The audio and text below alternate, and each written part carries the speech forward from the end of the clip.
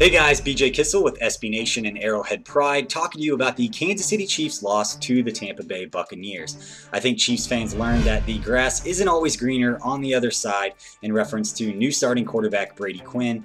And no, Mr. Bieber, it's not even greener just where you're watering it, because Chiefs fans have seen enough pictures of Brady Quinn running through rain that we thought we might see something different from the Chiefs offense when he took over, and that didn't happen. We saw a lot of the same things we had saw with Matt Castle starting at quarterback.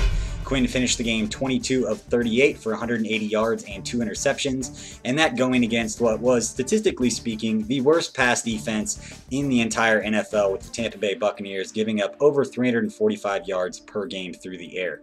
I understand that both of those interceptions had bounced off wide receivers, but we had seen that with Matt Castle as well on some of his plays, and we're hoping to get Quinn in there and spark the offense, try to bring something new and get it going, and what we saw was a lot of the same thing.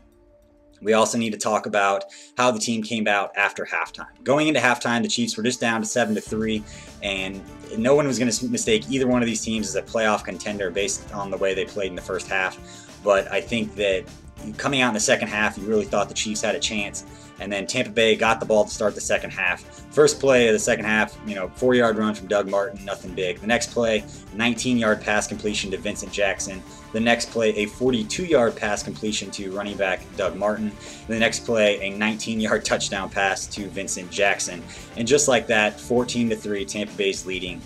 Chiefs get the ball back, drive down 52 yards, get into field goal territory, got down to the Tampa Bay 28-yard line, and then it was Rondé Barber's pick six interception that just barely didn't touch the ground. He returned it. I think it was like 70 yards for a touchdown, and at that point it was 21-3 and out of reach for the Chiefs. But the only positive thing I can say for the Chiefs is this is a game that you'll remember for probably the next 20 years, not because of the final score or what it did for the Chiefs season, but you'll remember it because it was the game that you saw a blocked punt interception return for a touchdown from Edgar Jones.